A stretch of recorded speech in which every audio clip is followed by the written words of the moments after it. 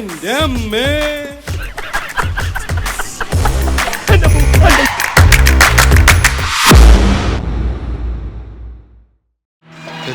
என்னங்க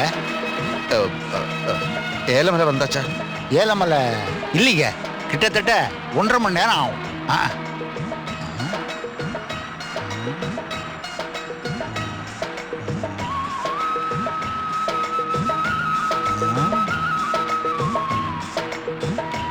உங்களை எங்கேயோ பார்த்த மாதிரி இருக்க. என்னையா? ஆமா. இல்ல, நானா இருக்காது. இல்ல, நீங்க தான். பிறந்ததுல இருந்து இன்னைக்கு தான் முதலா வீட்டுல இருந்து வெளியில வந்திருக்கு நானு. அப்படியா? ஆமா. என்ன வேலை பாக்குறீங்க? எல்லா வேலையும் பார்த்தாச்சு, விட்டாச்சு. எல்லா வேலைன்னா? எல்லா வேலைன்னா எல்லா வேலையும் தான். என்னங்க திருப்பி திருப்பி அதே தான் சொல்றீங்க? ஒரு வேலைன்னு கிடையாதா? முதல்ல எம்பிபிஎஸ் படிச்சு டாக்டர் ஆயிட்டேன். அதுக்கப்புறம் இன்ஜினியரிங் படிச்சு டாக்டர் ஆயிட்டேன். அதுக்கப்புறம் இன்ஜினியரிங் கோஆபரேட்டிவ் ட்ரைனிங் കഴിച്ച് டாக்டர் ஆயிட்டேன். அதுக்கப்புறம் നാഗാലാൻഡിലെ കമ്പൗണ്ടറാ വേല பார்த்தேன். അയ്യോ കള്ളൻ, കള്ളൻ, അയ്യോ കള്ളൻ, പിടിച്ചോണേ, അവനെ പിടിച്ചോണേ, കള്ളൻ പിടിച്ചോണേ.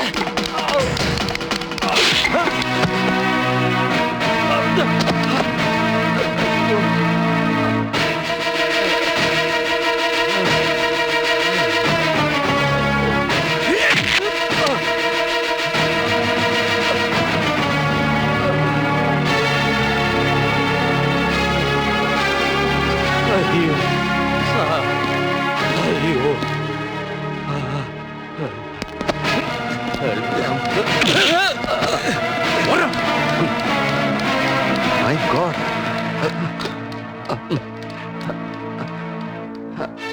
അവൻ കുത്തിയതാണോ? കുഴപ്പമില്ല, മരിക്കാൻ മാത്രമുള്ള മുറിവില്ല. അങ്ങനല്ല, ഞാനൊരു ഡോക്ടറാണ്. മനസ്സിലായി. വേണ്ട ഡോക്ടർ, ഈ പണം എത്രയും വേഗം പിഷാരടി മാഷിന്റെ വീട്ടിൽ എത്തിച്ചാൽ മതിയായിരുന്നു. അയാളുടെ മകൻ ബോംബെയിൽ നിന്ന് അയച്ചതാ. ഒരാഴ്ചയായി മണി ഓർഡർ ഉണ്ടോ എന്ന് ചോദിച്ച് എന്റെ പുറകെ നടക്കുമായിരുന്നു. ആ പണമാണ് ആ പെരുങ്കള്ളം തട്ടിപ്പറിക്കാൻ നോക്കിയത്. നാളെ അയാളുടെ മകളുടെ വിവാഹമാ. എന്തൊക്കെ ആവശ്യങ്ങളുണ്ടാവും. എനിക്ക് വയ്യ. നിങ്ങളിൽ ആരെങ്കിലും ഒരാൾ ഈ പണം അവിടെ എത്തിക്കുവോ? ആദ്യം നമുക്ക് ആശുപത്രി പോകാം. എന്നെ ആശുപത്രിയിൽ എത്തിക്കാൻ ഒരാള് പോരെ? അത് ശരിയാ, ഡോക്ടർ ഇയാൾ ആശുപത്രിയിൽ എത്തിക്കൂ. പണം ഞാൻ എത്തിക്കാം. മേൽവിലാസം ഞാൻ പറഞ്ഞുതരാം. KN Pisharody, KN house, Thekkilakath line, north Pallikkal. Okay. KN Pisharody, KN house, Thekkilakath line, north Pallikkal. ടവലൊന്ന് വിരിച്ചേ.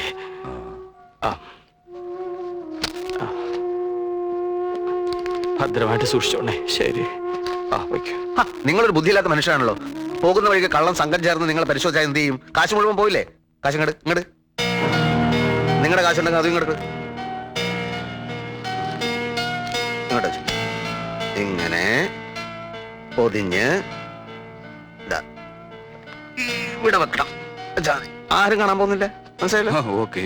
ആ ഉണ്ടെന്ന് അങ്ങനെ പോയിക്കോളൂ.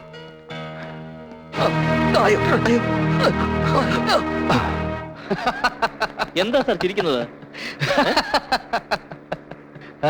എങ്ങനെ ചിരിക്കാതിരിക്കുള്ളൂ?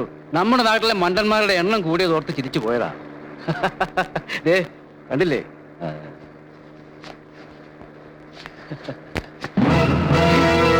എന്റെ ഈശ്വര, എന്റെ പണം പോയല്ലോ. എന്റെ പണം പോയല്ലോ.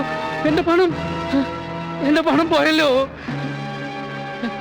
വണ്ടി തിരിച്ചു വിടാൻ. രാവിലെ ജലപാനം കഴിക്കാതെയായിരുന്നു ആൾമാറാട്ടം. വല്ലാത്ത ക്ഷീണം. നിനക്ക് ക്ഷീണമില്ലേ? ഒരു കത്തി ഊരടാ. അയ്യ, ആ ഗോതമ്പ് അങ്ങെടുത്തേളാ. ഇനി ആ പൊതി കഴിച്ച് അവന്റെ രൂപ എത്ര ഉണ്ടോ നോക്ക്.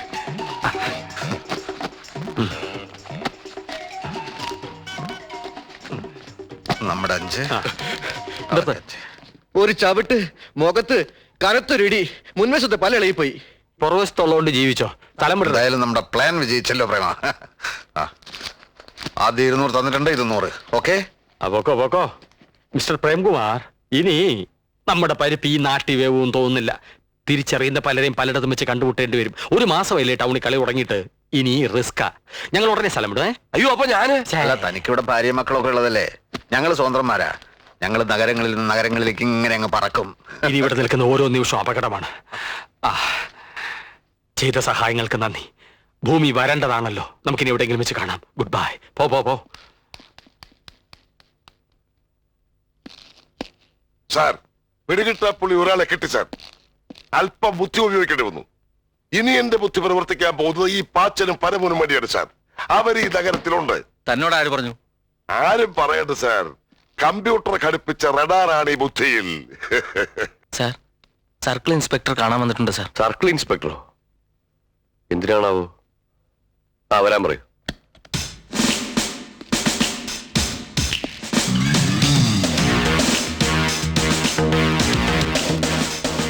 Good morning manager.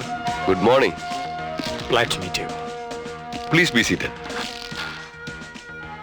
സർക്കിൾ എന്ന് കേട്ടപ്പോ തോമസ് കോശ് സാറാണെന്ന് വിചാരിച്ചു. ഓ, അറിഞ്ഞില്ലല്ലേ?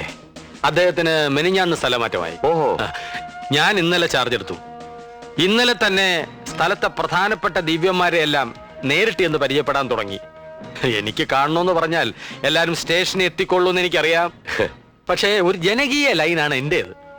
അബ്ദുള്ള മലയുടെ അടുത്തേക്ക് വരണ്ട, മല അബ്ദുള്ളയെ തേടി ചെല്ലും. എന്റെ പേര് എ അച്യുതൻ പിള്ളൈ. പോലീസ് വൃത്തങ്ങളിൽ വെറും എ എന്നറിയപ്പെടും. പേരെവിടെയോ കേട്ടതുപോലെ തോന്നുന്നു. തോന്നും. നമ്മുടെ MLA തീവണ്ടി വെച്ച് വെടിവെച്ചില്ലേ? ഒരു മൽപ്പിടുത്തത്തിലൂടെ പ്രതികളെ ഞാനാ കീഴടക്കിയത്. അത് ആന്ധ്ര പോലീസ് ആയിരുന്നില്ലേ? അതെ, ഞാനിന്ന് ആന്ധ്ര പോലീസിലായിരുന്നു. ഞാനും കോൺസ്റ്റബിൾ വിട്ടലാചാര്യയും ചേർന്ന് അയാളെ അല്ല, ഞാൻ വന്നത് ഒരു ചെറിയ കാര്യത്തിനാ. എന്റെ ഒരു ആത്മസുഹൃത്തിന് ഇവിടെ ഒരു അക്കൗണ്ട് കൊടുക്കണം. കൊള്ളാവുന്ന ഒരാൾ ഇൻട്രൊഡ്യൂസ് ചെയ്താലല്ലേ നിങ്ങൾ അക്കൗണ്ട് കൊടുക്കൂ. പോരാത്തതിന് ഇപ്പൊ ആളിന്റെ ഫോട്ടോയും വേണം. അതെ, കൊണ്ടുവന്നിട്ടുണ്ട്. തങ്ങളെ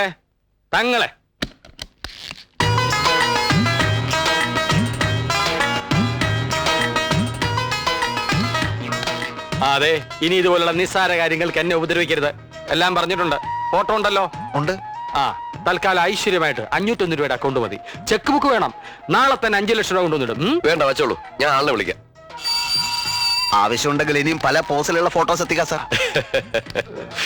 ബാലകൃഷ്ണനോട് പറ, ഇദ്ദേഹത്തിന്റെ അക്കൗണ്ട് തുടങ്ങണം. ശരി സാർ. കൂടെ ചെന്നാ മതി sir. Thank you very much sir. എന്തെങ്കിലും ആവശ്യമുണ്ട് സ്റ്റേഷനിലേക്ക് വിളിച്ചാൽ മതി. നല്ല ശത്രുക്കളെ ലോക്കപ്പിലിട്ട് ഇരിക്കണമെങ്കിൽ സാറിനോടൊരു വാക്ക് പറഞ്ഞാൽ മതി.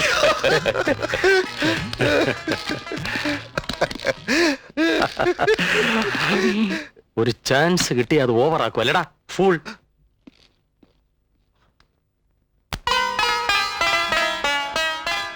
സമയമായി. മുഹൂർത്തമായി. നിങ്ങളുടെയൊക്കെ ആശീർവാദത്തോടും അനുഗ്രഹത്തോടും കൂടി ഈ മഹത്തായ സ്ഥാപനത്തിന്റെ ഉദ്ഘാടന കർമ്മം ഞാൻ നിർവഹിക്കുകയാണ്.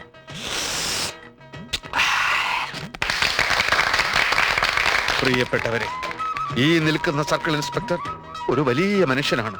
ഒരു വലിയ മനസ്സിന്റെ ഉടമയാണ്.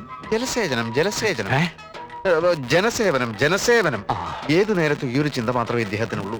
താൻ സർക്കിളായിരിക്കുന്ന സ്ഥലത്തെ ജനങ്ങൾ സാമ്പത്തിക ഞെരുക്കം അനുഭവിക്കാൻ പാടില്ല. അതുകൊണ്ടാണ് ഇങ്ങനൊരു സ്ഥാപനം ഇവിടെ ആരംഭിക്കാൻ അദ്ദേഹം എന്നോട് ആവശ്യപ്പെട്ടത്. പണ്ടം പണയത്തിന്മേൽ ദേശസാൽകൃത ബാങ്കിൽ നിന്നോ നാടൻ ബാങ്കിൽ നിന്നോ നിങ്ങൾക്ക് പണം കിട്ടും. പക്ഷെ ചുരുങ്ങിയത് വർഷം 15% അവരുടെ പലിശ. പക്ഷെ നിങ്ങൾ ഞെട്ടരുത്, ഇവിടെ കേവലം 5% മാത്രമാണ് പലിശ.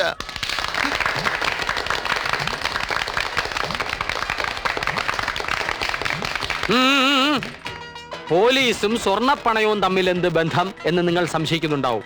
ന്യായമായ സംശയമാണ്. ഞാനൊന്ന് ചോദിക്കട്ടെ, എന്താണ് പോലീസിന്റെ ജോലി? ക്രമസമാധാന പാലനം. എന്തുകൊണ്ട് ഒരു സ്ഥലത്ത് ക്രമസമാധാനം തകരുന്നു? അത് നിങ്ങൾ ആരെങ്കിലും ചിന്തിച്ചിട്ടുണ്ടോ? ഭക്ഷണം, വസ്ത്രം, പാർപ്പിടം, ഇങ്ങനെയുള്ള പ്രാഥമിക ആവശ്യങ്ങൾക്ക് പോലും പണമില്ലാതെ വലയുന്ന ഒരു ജനത എങ്ങനെ സമാധാനം പാലിക്കുമെന്നാണ് ഞാൻ ചോദിക്കുന്നത്. പട്ടിണി കൊണ്ട് വലയുന്നവനെ ലാത്തി വീശി അടിച്ചിട്ട് കാര്യമില്ല. അവന് പണം വേണം, അത് കൊടുക്കണം. കൊടുത്താൽ ക്രമസമാധാനം താനേ വരും. ബുദ്ധിയുള്ള പോലീസുകാർ അത് മനസ്സിലാക്കണം. ഞാനത് മനസ്സിലാക്കി. അതുകൊണ്ടാണ് ഈ സ്ഥാപനം ഇവിടെ തുടങ്ങാൻ എന്റെ ആത്മമിത്രമായ മോയൻകുട്ടി തങ്ങളെ ഞാൻ ഇവിടെ വരുത്തിയത്. ഒന്നു മാത്രമേ തങ്ങളോട് ഞാൻ ആവശ്യപ്പെട്ടിരുന്നുള്ളൂ. അമിത പലിശ വാങ്ങി എന്റെ ജനങ്ങളെ പിഴിയരുത്. എന്നാൽ ഇപ്പോഴിതാ ഈ തങ്ങൾ എന്നെ ഞെട്ടിച്ചിരിക്കുന്നു. വെറും 5% അത്രേ പലിശ. നിങ്ങൾ വലിയവനാണ് തങ്ങൾ. You are great. It's all right. ഞങ്ങളുടെ ഏജന്റുമാർ വിവരം അറിയിച്ചു, നിങ്ങൾ വന്നു. ഞാനിവിടെ ഒരു കാര്യം പ്രഖ്യാപിക്കാൻ ആഗ്രഹിക്കുകയാണ്. ഈ ഉദ്ഘാടന ദിവസം തന്നെ സ്വർണം പണയം വെക്കുന്നവരിൽ നിന്ന് 5% വെറും 4% മാത്രമേ ഞങ്ങൾ പലിശ വാങ്ങൂ. എന്നാ തുടങ്ങാം. എങ്കിൽ ആരംഭിക്കാം, വരൂ. Queue please Q.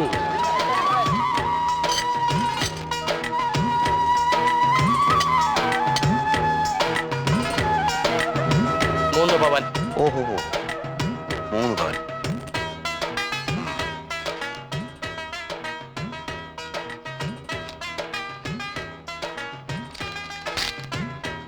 അല്ല ചെക്കോ? തങ്ങൾ പണം കൊണ്ട് നടക്കാറില്ല. 50 ലക്ഷം രൂപ ബാങ്കിൽ ഇട്ടിരിക്കുകയാണ്. ചെക്കുമായി എല്ലാവരും അങ്ങോട്ട് ചെന്നാൽ മതി. CI ആണ് പറയുന്നത്. വയ്ക്കോളൂ.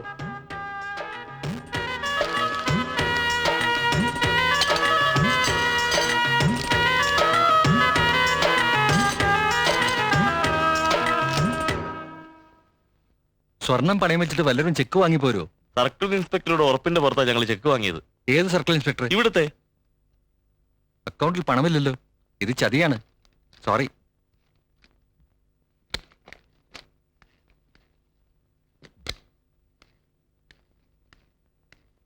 ഇന്നലെ 501 രൂപയിലെ അക്കൗണ്ട് തുടങ്ങിയല്ലോ. CIയുടെ കൂടെ വന്ന് ഒരുത്താൻ 10-20 ചെക്ക് കൊടുത്തു വിട്ടിരിക്കുക. ആളുകൾ ബഹളം വെക്കുന്നു സാർ. അതെന്ത് പരിപാടിയാ? CI ഒന്ന് വിളിച്ചു നോക്കാം. ഏയ്, അങ്ങനെ സംഭവിക്കാൻ വഴിയില്ല. CI സാർ 1 മാസമായി ലീവിലാണ്. നിങ്ങളെ ആരോ പറ്റിച്ചതാണല്ലോ. എങ്കിലൊരു കാര്യം ചെയ്യൂ, ഒരു പരാതി എഴുതി തരൂ. ഞങ്ങൾ വേണമെങ്കിൽ അന്വേഷിക്കാം. ഓക്കെ?